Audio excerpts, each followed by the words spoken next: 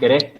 nos gustaría que te presentes, que nos comentes un poco, bueno, qué te ha parecido esta charla y bueno, también tus opiniones, tus apreciaciones acerca de esta situación.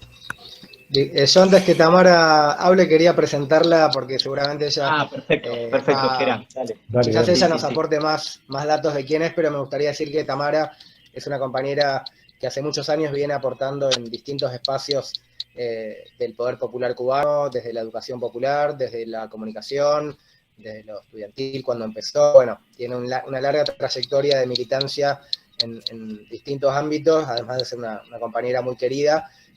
Y bueno, justo estos días estuve hablando mucho con ella y me ayudó mucho a entender lo que está pasando de primera mano y a enviarme material, así que ayer me tomé el atrevimiento de invitarla, así que bueno, seguramente nos va a responder o a tirar muchas luces de todas las incógnitas que se nos presentaron. Bueno, gracias, Gera, por la presentación. Bueno, yo les tengo que decir, más allá de eso que ha dicho Gera, que me quiere mucho,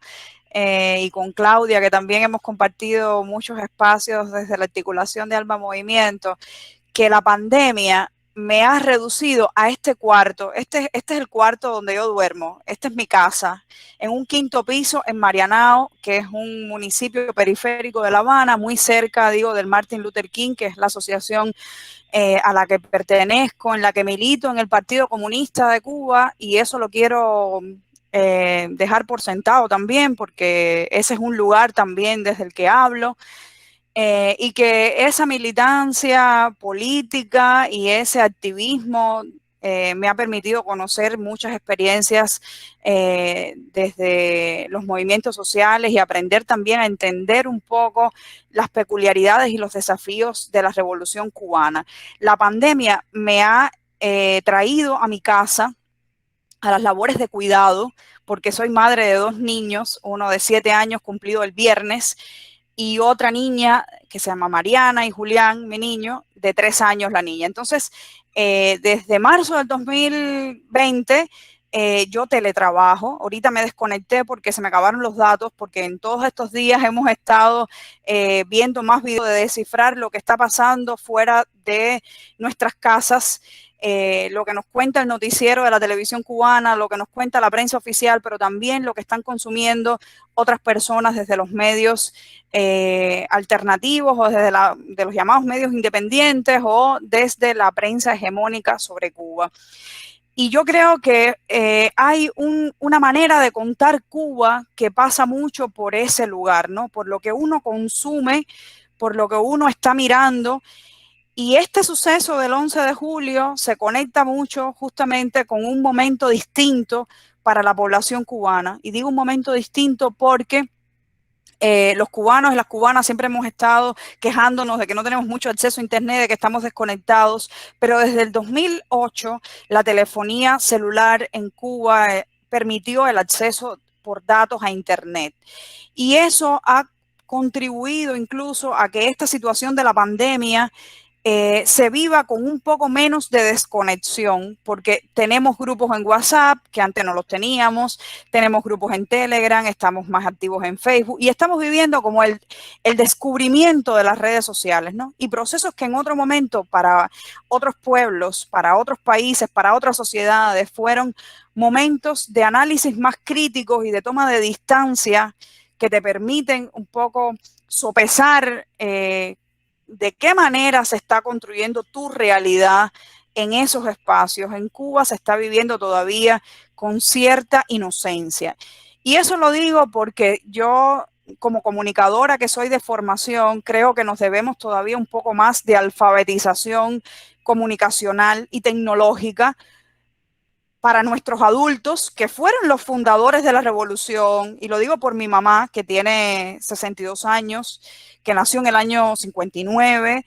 que no tiene acceso a los datos, pero que tiene ciertas nociones ya para entender por dónde viene la información de la gente, que te dice determinadas cosas y que efectivamente está muy mediatizada por su consumo en redes sociales. Sin embargo, para los jóvenes, para la generación más joven,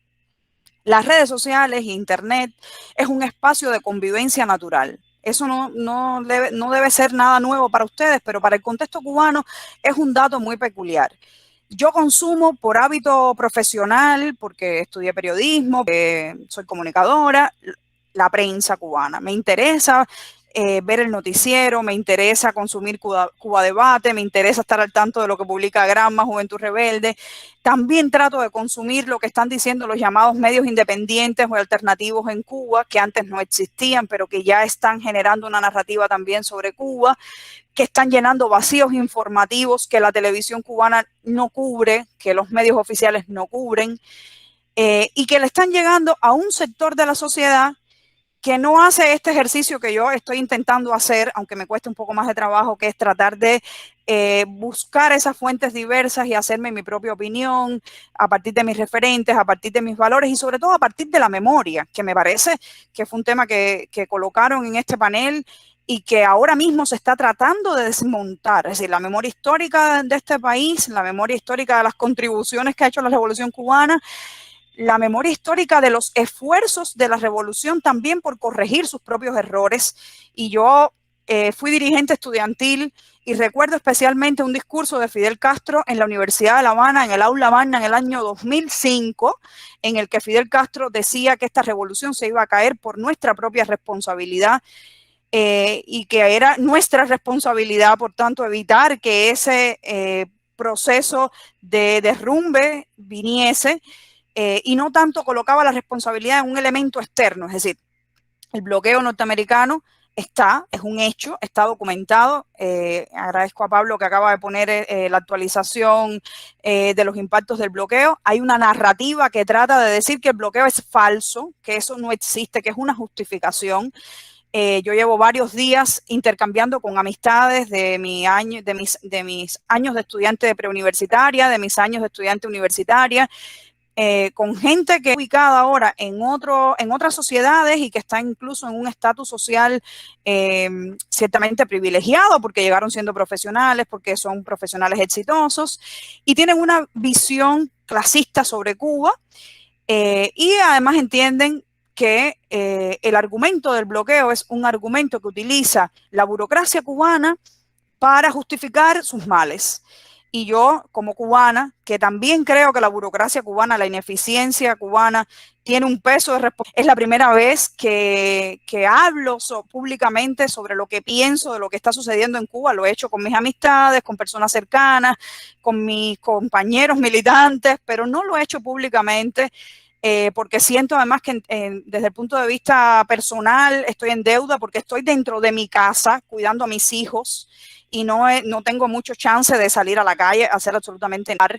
Y me siento un poco en desventaja en ese sentido, aunque mi compañero me apoya y todo lo demás, pero desde casa estamos ahora mismo, ya pasamos la COVID, a pesar de todos los cuidados, pero siento que justamente estamos en un momento que el desafío mayor es conectar con las juventudes, conectar con una generación. Yo tengo 40 años. Yo escuché a Fidel, yo fui dirigente estudiantil, yo crecí en el medio del periodo especial. Ahorita creo que fue Enrique que decía, no sé si este momento es peor que el periodo especial. Mi recuerdo especial, que fue justamente en mi adolescencia, es que en el periodo especial teníamos una reserva moral, una reserva de valores, una reserva de unidad y un liderazgo indiscutible que lo aportaba Fidel Castro. Unos años después, en este contexto, tenemos agotamiento de crisis, vivimos ya muchos años en crisis, muchos años con esperanza de que las transformaciones que estamos haciendo son la promesa de un momento mejor.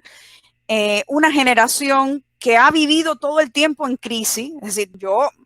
crecí los años 80 al menos en cierta normalidad económica, en un marco de ese sistema socialista más globalizado, más bipolar el mundo, y llegamos a los 90 a defender esas conquistas, pero llevamos ya demasiados años, yo creo, en esa defensa de las conquistas, en esa defensa contra el imperialismo, y efectivamente en los años 2000 Fidel retomó la necesidad de una batalla de ideas. Y esa batalla de ideas tenía que ver justamente con un momento en el que se hizo un análisis de la sociedad para comprender que había brechas de inequidad no resueltas, que era más necesario que nunca abrir una nueva era del trabajo social y abordar los problemas de la participación y de las políticas públicas o las políticas sociales con las nuevas generaciones, y se generaron un grupo de programas de la revolución que contribuyeron a que sectores juveniles que de pronto podían quedarse descolgados de las políticas públicas, pues volvieran a conectarse con ese sentido y esa vocación social y esa solidaridad que ha sido el centro de la revolución cubana. Yo creo que justamente ahora estamos llamados a una nueva etapa de esa batalla de ideas que tiene ese contexto, ese escenario de las redes sociales,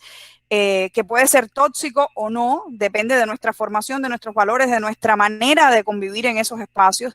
La de la Constitución en el año 2019, que tuvo un proceso previo de consulta, generó un momento también de tensiones, pero de oportunidad. Y yo creo que luego la implementación de las leyes o del marco legal que hace posible que esa Constitución del 2019, validada por la mayoría de los cubanos y las cubanas, que se pueda poner en práctica, se ha dilatado por la pandemia, por un grupo de cuestiones, yo diría que prioritarias en términos económicos,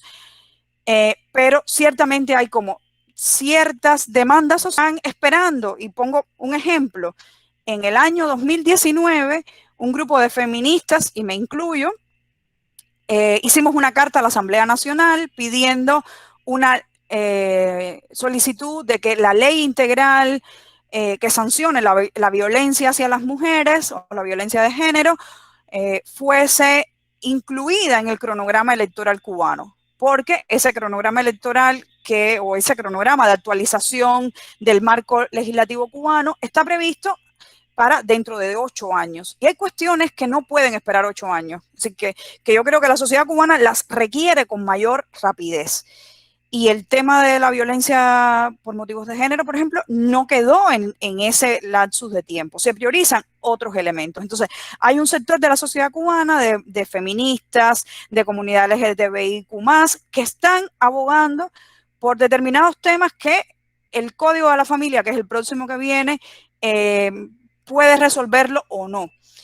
Y pongo ese ejemplo porque es una zona de la realidad en la que yo he estado más conectada, más cercana, pero que siento que ha habido una demanda hacia la institucionalidad cubana de pedir mayores respuestas, de pedir una actuación más inmediata, y que son cuestiones internas que no tienen que ver con la política exterior cubana ni con el bloqueo. Es decir, yo creo que con el tema del imperialismo, con el tema del bloqueo, hay que cerrar filas, y este momento es un momento, además, en el que el bloqueo se convierte, es inhumano desde antes, pero en el contexto de una pandemia lo es aún más. Las autoridades cubanas, y hablo en particular del gobierno de Díaz-Canel, incluso yo le decía a Gerardo, a mí me da hasta pena como cubana con Díaz-Canel, como cubana, porque hay un discurso que quiere denigrar a la actual dirección, que obviamente se está aprovechando de que el liderazgo de Díaz-Canel o del gobierno actual no es comparable quizás con el acumulado histórico que tenía Fidel Castro y todo lo que significaba y simbolizaba Fidel Castro. Y en la narrativa del gobierno actual se ha colocado el tema de la continuidad, y justamente la continuidad es también la unidad en favor de un ideal revolucionario que conecta con esa generación anterior, pero ciertamente hay también demandas que tienen que ver con cambios, con transformaciones que la generación anterior no estimuló necesariamente, de conexiones mayores con esos sectores juveniles que no tienen los mismos referentes, que han vivido más conflictuados por la crisis, que han vivido más en conexión con una comunidad cubana en el exterior. Hablaban ahorita de Fernando Martínez Heredia, y yo quiero recordar una frase de un texto que se publicó en la revista Alma Mater, de la cual yo fui directora, que es la publicación de los universitarios cubanos, y Fernando Martínez Heredia encabezaba esa publicación diciendo: a los jóvenes no les gusta el teque. esa frase, el teque en Cuba es decir lo mismo. No sé si en Argentina funciona el término teque, pero en Cuba es ir sobre lo mismo, repetir lo mismo, volver sobre los mismos argumentos. Entonces, a los jóvenes de ninguna época les gusta el teque. Y en Cuba muchas veces la conexión con esa generación más joven, incluso desde los dirigentes juveniles, es basada en el teque. Y el teque no comunica. Entonces, yo creo que nos corresponde en este momento hacer una revolución comunicacional, porque a nivel simbólico, la revolución cubana es una revolución de la unidad, es una revolución del amor, es una revolución de los desposeídos. Y se está cambiando esa narrativa y se está tratando de colocar a los dirigentes del Estado cubano, pero que en Cuba representan de alguna manera también a la revolución, porque hay una unidad del partido con el Estado, y están colocando a esos liderazgos en el lugar de los represores, los dictadores, los que no escuchan, los que no cambian, los que se quedaron anclados en el pasado, los que no están dispuestos a cambiar absolutamente nada. Y cuando decía que me da pena con Díaz-Canel, lo digo porque su gobierno ha tratado de marcar ciertas diferencias. Y si bien Fidel Castro era, y también Raúl, figuras que con el peso histórico que tenían, pues ejercían su gobierno, Díaz-Canel ha mostrado un gobierno más colectivo, ha aparecido diariamente en los medios de comunicación desde que empezó la pandemia, con un grupo temporal de atención a la pandemia o de respuesta a la pandemia, conectándose con los dirigentes de las provincias, dando información pormenorizada de por dónde va la gestión de un país que está desangrado, ciertamente, que cuando aplicó o cuando apostó a la exportación de los servicios médicos llegaron las medidas de Trump, y llegó también una campaña de difamación hacia el gobierno cubano por explotar el servicio médico cubano, por generar esclavitud laboral con el servicio médico cubano, que cuando Cuba generó una ley de inversión extranjera y quiso estimular la inversión extranjera en Cuba, apareció Trump con la ley Burton, que es de cuando yo tenía 15 años, tengo 40, y nadie la había aplicado, y Trump decidió aplicarla, y con eso poner en mal ambiente la inversión extranjera en Cuba, que cuando estamos celebrando que Cuba es el único país de América Latina que gracias a que en el año 90, justo en el medio de toda esa crisis económica, se desató la biotecnología cubana y que nuestros hijos, nuestras hijas se vacunan gracias a los científicos cubanos que generan vacunas en Cuba, y hay como 13 variantes de vacunas cubanas o versiones de esas vacunas para nuestros niños, para inmunizar a nuestra población infantil desde primeras edades, y que esos científicos dejaron todos sus proyectos y se concentraron en el desafío que representaba la pandemia, y ahí está Abdala, Soberana 1, Soberana 2, Soberana Plus. Cuando estábamos celebrando los resultados de la vacunación, viene el 11 de julio, y viene una revuelta, y viene un llamado a que lo poco que tenemos, que son esos momentos de alegría y de satisfacción de saber que en Cuba, a la altura de 2021, el 100% de su población va a ser vacunada, y tenemos vacuna, pero no tenemos jeringuillas, y tenemos que convocar a la solidaridad para que nos ayuden a conseguir las jeringuillas. Una cosa surrealista prácticamente, ¿no? Lo más difícil sería la vacuna en Cuba, lo más difícil puede ser la jeringuilla, lo más difícil puede ser una Duralgina para colmar un dolor porque no hay medicamentos. O porque hay un apagón y las personas cocinan con electricidad, y cuando no tienen electricidad no pueden cocinar, y puede ser que no tengan alimentos, y puede ser que para adquirir un alimento tienen que hacer colas, y lo digo por mi propia experiencia. Mi esposo se levanta a las 5 de la mañana para hacer una cola para comprar alimentos para nuestra familia, y esa es parte de la rutina cotidiana en pandemia. Por tanto, yo creo que somos como una olla con presión, nos están poniendo presión, nos están calentando en el fogón, ¿no? Con todas esas medidas que estaban desde antes de la pandemia, porque Trump es anterior a la pandemia, porque la postura de Trump en particular de reforzar el bloqueo y de echar atrás lo que parecía un momento de normalización de relaciones hacia Cuba fue previo a la pandemia, y porque Cuba ha tenido que gestionar la pandemia en medio de esa situación, y porque sus oportunidades de desarrollo económico estaban en sectores que han sido de los más golpeados con la pandemia, como puede ser el turismo. Entonces, o el sector de la salud, que de pronto fue objeto de esa campaña sobre la explotación de los trabajadores. Entonces, ciertamente, yo cuando pienso, bueno, si yo fuera dirigente cubana a ese nivel, si yo estuviera gobernando Cuba, lo haría mejor, sería capaz con todas esas adversidades de hacerlo mejor, sería capaz de tener más transparencia, no sé. De verdad digo, no sé, porque me da impotencia, me da dolor. Y entiendo hasta la frase de Díaz-Canel el día 11 que dijo, hay que salir a defender la revolución, porque de pronto parece que somos minoría. Es decir, de pronto parece que la revolución ha sido impuesta por un pequeño grupo, ha sido secuestrada y que el resto está en desacuerdo. Y yo creo que hay que recuperar ese sentido común de la unidad, porque antes del 11 de julio, es decir, el 11 de julio Cuba se convirtió en noticia, pero antes estuvo Patria y Vida, que es una canción que está tratando de desmontar la consigna de patria o muerte, el Consejo de Iglesias de Cuba, que ha apostado por la unidad más allá de las diferencias congregacionales, está viviendo lo que ya se ha vivido en otros contextos latinoamericanos, que es que la dichosa ideología de género es un blanco de ataque, y entonces el Ministerio de Educación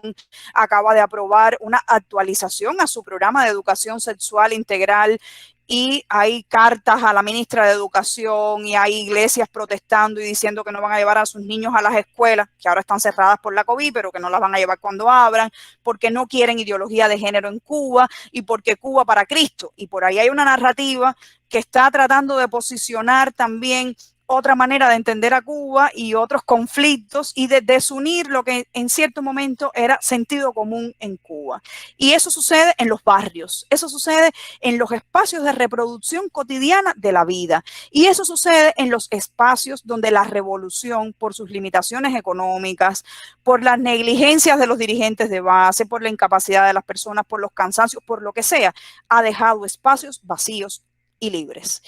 Y cuando empezó la etiqueta de SOS Cuba o SOS Matanzas, SOS para esos territorios, Matanza con unos números de pandemia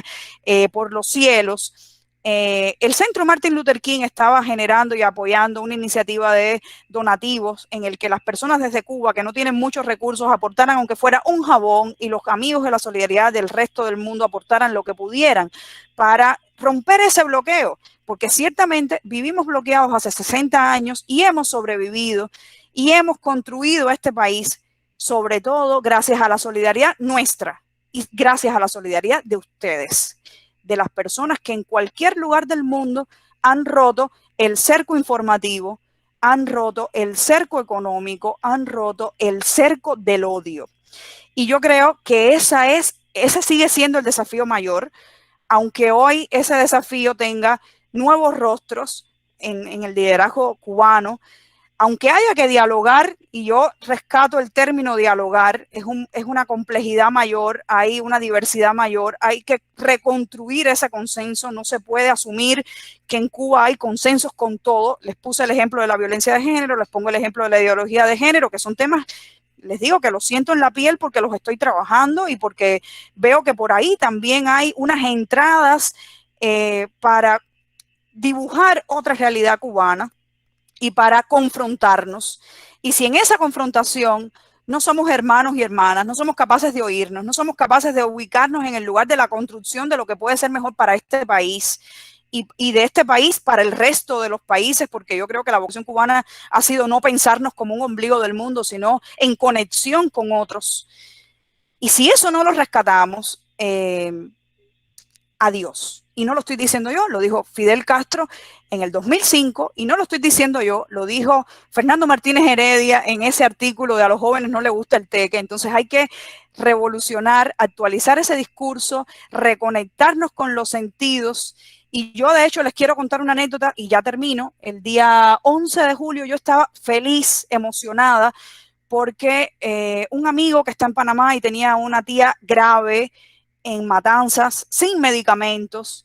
y yo como amiga le dije, voy a buscarlo. Hay grupos en Cuba por Telegram, por WhatsApp, de intercambio de productos. Es decir, yo te doy una Duralgina y tú me das un Cartopril, o tú me das aceite y yo te doy, qué sé yo, metronidazol, nos intercambiamos según las necesidades, y yo conseguí el medicamento en un municipio distante de donde vivo, en el otro extremo, y un joven voluntario ciclista, joven, se ofreció para recogerlo y traerlo al otro extremo, que es donde yo vivo. Y cuando ese joven a las 8 de la mañana del domingo 11 de julio estaba en los bajos de mi edificio con el medicamento en la mano, y yo sentí que este país no está perdido porque tenemos jóvenes que son capaces de hacer un gesto como este sin conocer a la persona enferma de Matanzas, sin conocerme a mí. Y pongo el ejemplo de él, pero había muchos jóvenes ayudando en bicicleta a mover donativos hasta el Martin Luther King y hasta otras organizaciones que estaban apoyando la recogida de solidaridad. Y ese mismo día la gente salió a las calles, ¿no? Y yo en medio de esa situación de la emoción, porque, bueno, hay valores compartidos, también me quiero poner en el lugar de la gente que salió a la calle por situaciones límites, porque tocaron puertas y no fueron escuchadas, porque no tenían electricidad o porque no tenían agua. Y esas personas tienen que ser escuchadas, y las personas que no tocaron no abrieron la puerta cuando fueron tocadas, o no atendieron una demanda popular cuando ha sido, o cuando ha habido una dificultad y no lo han comunicado de la manera oportuna, o cuando alguien ha venido con una solución y no han incluido esa solución como una oportunidad también para construir este país. Yo creo que ahí hay una reserva. Y este momento es una oportunidad también de hacernos una autocrítica como revolucionarios, de identificar todas esas zonas de abandono o de escuchas a medias, o de escucharnos a nosotros mismos y de no ponernos, ¿no? Entonces, yo siento que ahí es donde tenemos todavía mucho que hacer, y quiero agradecerles un montón por la oportunidad de escucharme como cubana. Mi opinión es una entre muchas, hay muchas posiciones ahora mismo. Yo creo que la comunidad incluso cubana fuera de Cuba también tiene posiciones diversas. Yo tengo amigos, más que familiares, pero amigos que quieren entender lo que está pasando en Cuba, todo el tema de que la policía haya reprimido, que ahora los procesos legales no sean tan transparentes o que no esté el debido proceso como debe ser. Ahí hay una zona también de mejoría, yo creo, que nos las debemos. Que las personas no pueden tener miedo a decir lo que piensan, o a que les vaya a pasar algo, o que se les vaya a malinterpretar, o que te pongan una etiqueta que no te toca. Aunque ciertamente en esta sociedad y en este país hay personas también pagadas desde los Estados Unidos, mercenarias, y hay familiares cubanos, lamentablemente amistades cubanas que están en Estados Unidos viviendo de la confrontación, que no les interesa una relación de normalidad con Cuba, que les interesa este estado de cosas, porque de eso se llenan sus bolsillos, ¿no? Entonces, yo creo que también ese sentido antiimperialista que nos ha caracterizado es otro de esos elementos y de esas banderas que hay que andar, pero también tender puentes con la comunidad cubana que no está en esa posición frontal, que no está en ese pedido de intervención, y que quiere ciertamente contribuir con el desarrollo cubano, y que no ha encontrado tampoco del todo los canales para hacerlo, ¿no? Bueno, lo dejo ahí, perdón por mi exaltación. No, por favor, Tamara, excelente tu intervención, te agradecemos muchísimo tu tiempo, las ganas de participar, tus palabras realmente muy, muy buenas, muy buenas intenciones. Lamentablemente, bueno, la virtualidad, así como nos permite poder dialogar a través